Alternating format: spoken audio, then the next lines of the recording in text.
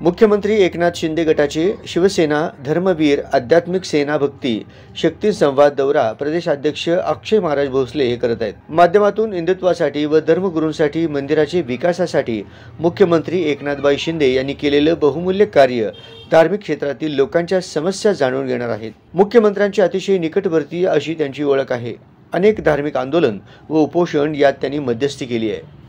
पंढरपूरच्या वारीच्या काळात देखील काही महत्त्वपूर्ण सुविधा मोठ्या प्रमाणात वारकऱ्यांना नव्याने पुरवण्यात आला, त्यात अक्षय भोसले यांचा मोठा वाटा आहे।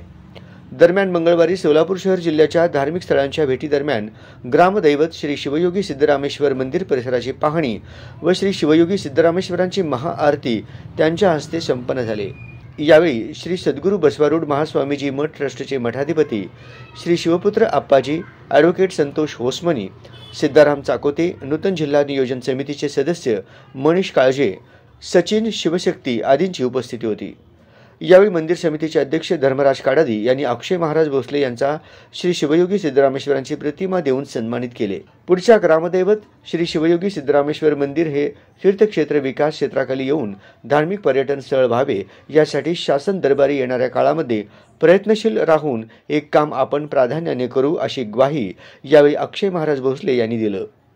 दरम्यान मंगळवारी अक्षय महाराज भोसले यांनी जिल्हाधिकारी यांच्यासह सोलापूर शहरातील विविध मंदिरांची पाहणी करून दर्शन घेतले। राज्यातील 36 जिल्ह्यांचा शिवसेना धर्मवीर आध्यात्मिक सेना भक्ती शक्ती संवाद दौरा यात्रा दरम्यान करण्यात येणार।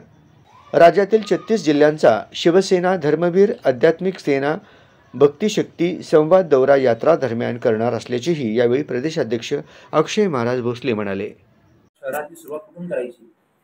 आमच्याकरता आमचे आदर्श म्हणजे महाराष्ट्र आहेत, पण त्यांचे आजोबा आप्पाजी म्हणजे खूप महापुरुष महात्मे आहेत।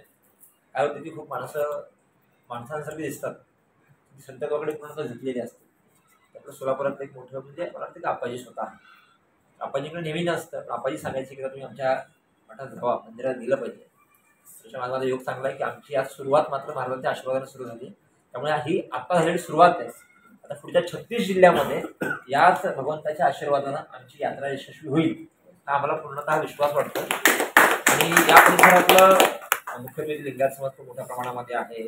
आपली इतकी मोठी यात्रा असते म्हणजे आमच्याकडे आकर्षणाचं केंद्रबिंदू आपल्या समाजाच्या अनुषंगाने असेल किंवा धर्माच्या अनुषंगाने असेल, जे काही कुठे समस्या वाढतात किंवा एखाद्या आता आपण एवढं मोठं मंदिर बांधलं, शेवटी आपण सगळी मंडळी प्रभूच्या कडे सक्षम आहातच, आपल्याला कुणाकडे हात पसरायला लागत नाही। पण शासन म्हणतं की आमचं एक कर्तव्य आहे की आम्हाला काही कुठेतरी हातभार लावला पाहिजे। सुदैवानं जिल्ह्याच्या तिजोऱ्यांच्या बाजूला बसलेल्या व्यक्तिमत्वाच्या हातात काल जाते। ह्याला विषय तीर्थक्षेत्र विकास, आपलं मंदिर खूप पुरातन आहे, ह्याला काही दर्जा तीर्थक्षेत्र दर्जा मला वाटतं की तो असला पाहिजे। याचं कारण सांगतो, जरी आपली पब्लिक ट्रस्ट टाकली तरी सुद्धा तीर्थक्षेत्र विकास दर्जा मिळाल्यानंतर त्या तीर्थक्षेत्राच्या आसपासचे सगळे रस्ते विकसित होतात।